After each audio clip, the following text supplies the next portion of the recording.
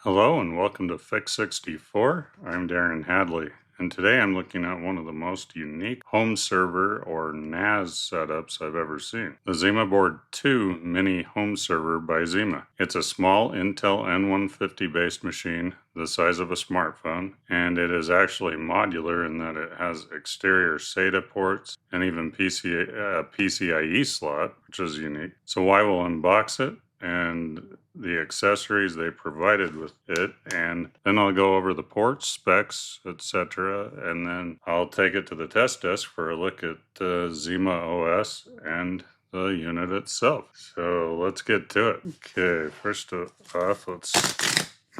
welcome to Zima Space.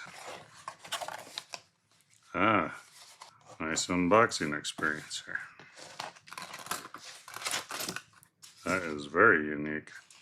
I think you can use these to actually set it up. And then there's the power adapter and interchangeable plugs. It also has a fan. I'm sure that's an exterior fan. There's different plug sets for different countries. You got the SATA cables, screwdrivers, and the power adapter. And then here,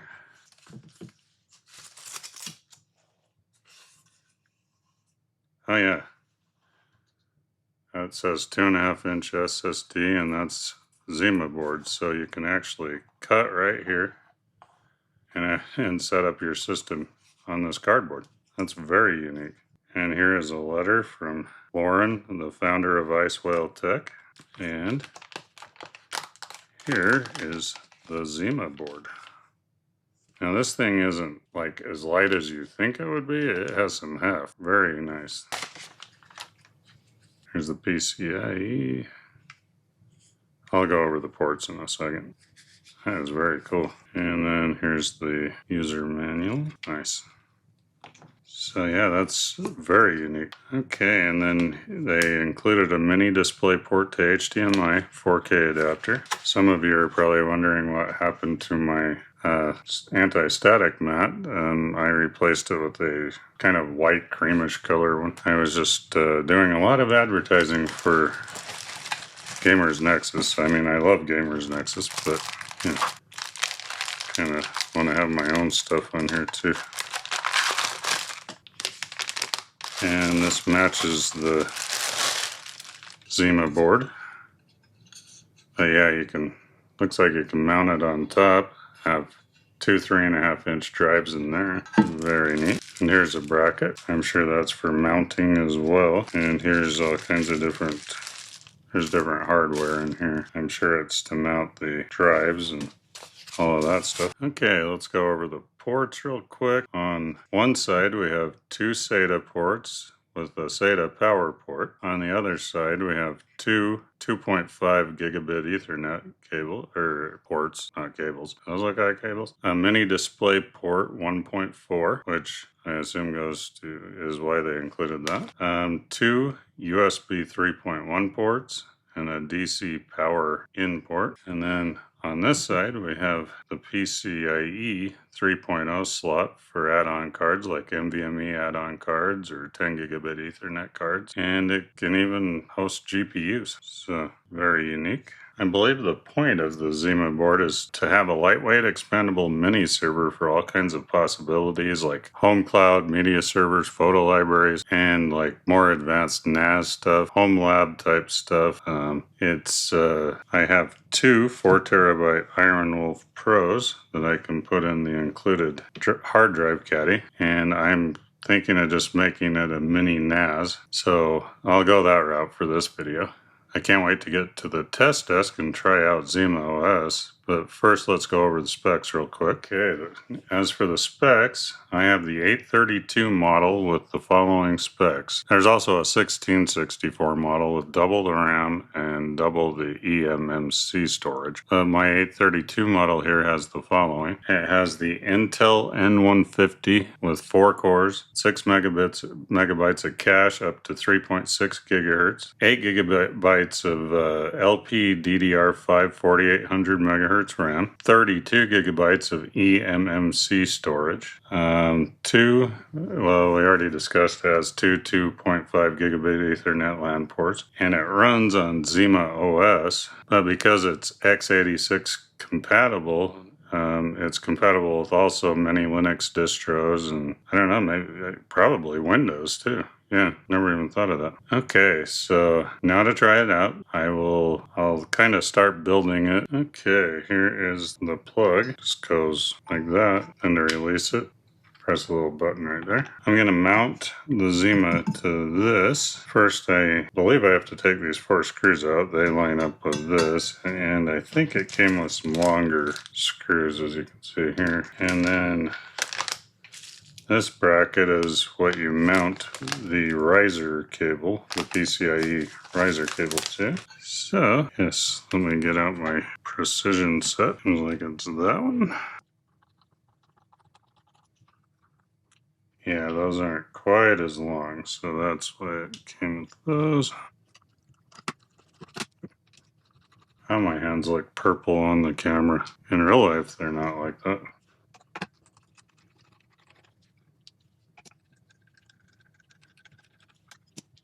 Whoa! You can see the back of the board there. Oh, okay, there's the fan header right there for the exterior fan. Interesting. There. Just gotta press it in a little further. Okay. I think I can, yeah, I think both sides are equal, so I can, yeah, so that must come out on the side and then hold that down. But anyway, let's flip it over. Yep, all the holes are lined up.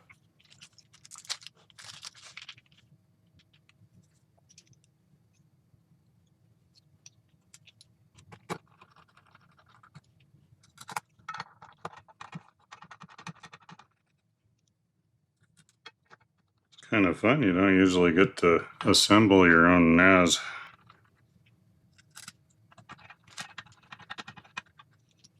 Okay. Okay, I'll put these extra screws back in this bag in case we want to try something else with this single board computer.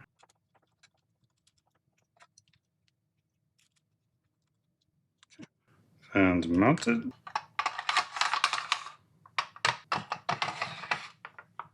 Oh wait, if I want to, yeah, I'm gonna pre-install the PCIe riser just in case. I think I need to do that before I put in the hard drive screws. Alright, anyway, you have to do it with the little slot facing this. So the only way to do that is to have the cable go under. So there, that's more like it. Way more cleaner. Okay, yeah, so that mounts to here. Okay, yep, that is how it goes. So now we can put these in.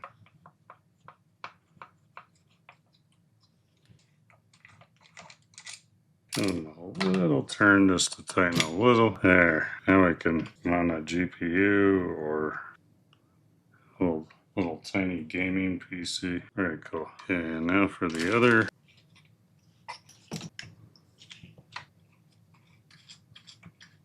And the last two. Oh, and that also has a hole on the riser bracket. Very nice. Really buttons it all down. Cool.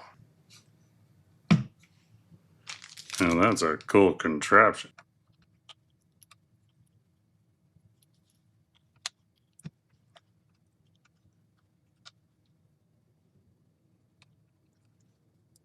There we go. If we want, we can throw a graphics card on it too.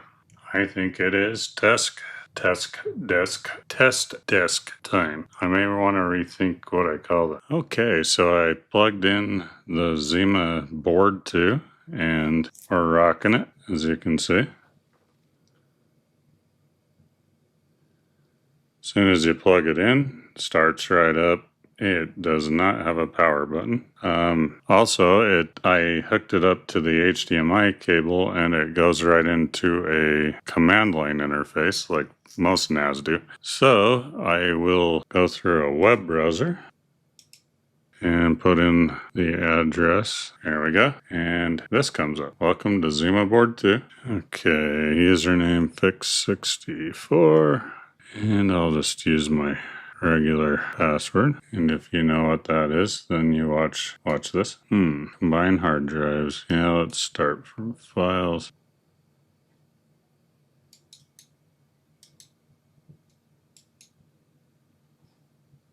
Okay, there's onboard RAM, CPU, and the onboard storage information. Let's manage the two 4 terabyte drives. So let's start and make those into a combined RAID 1 just for this video. All it wants to let us do is RAID 1. So yeah, we'll have to just do it combined. I'll just say Zima storage. Okay, it's making our RAID. Go to files. Okay, so yeah, we have Zima OS HD and Zima storage. So now we can upload files, do what we want there. Very good. Ethernet's connected at 2.5 gigabits per second. Your network ID is unique and critical to the security of your device. I don't think you're supposed to see my remote ID right now, but I'm not really going to have this online anyway once I'm done with the video. So I will change things around. Okay, let's see what the community app store had. All kinds of stuff for all kinds of, you can do a self-hosted audiobook and podcast server. Wow, there's ChatGPT. Oh my heck, it has all kinds of good stuff on here. HomeKit support, Home Assistant for home automation, Handbrake, Jellyfin, Libre Chat, Medusa, MySpeed, Plex, of course, self-hosted music streaming. I mean, yeah, this little unit can be used for almost anything, it looks like. Very cool. Lots of large language model stuff. Cool. Back up your data. You can choose what to back up. That's cool. Oh, cool. So you can install all these different virtual machines. I take it Windows 11, 10, Fedora, Debian, Linux Mint, Ubuntu, Arch. Wow. Easy virtual machine making. Wow. Peer drop. Oh, okay. So device dropping.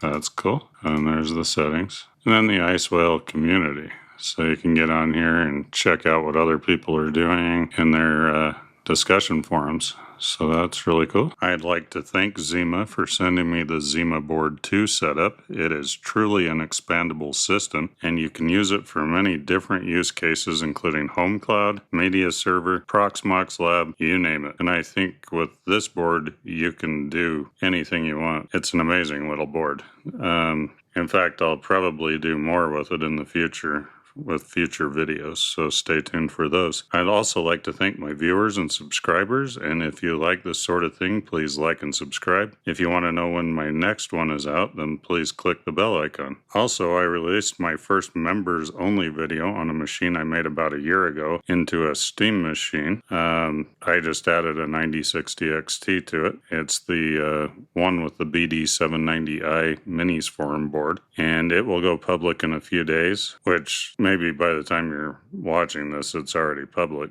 So check it out or become a member for more videos like that. And I will see you all in the next one. Thank you.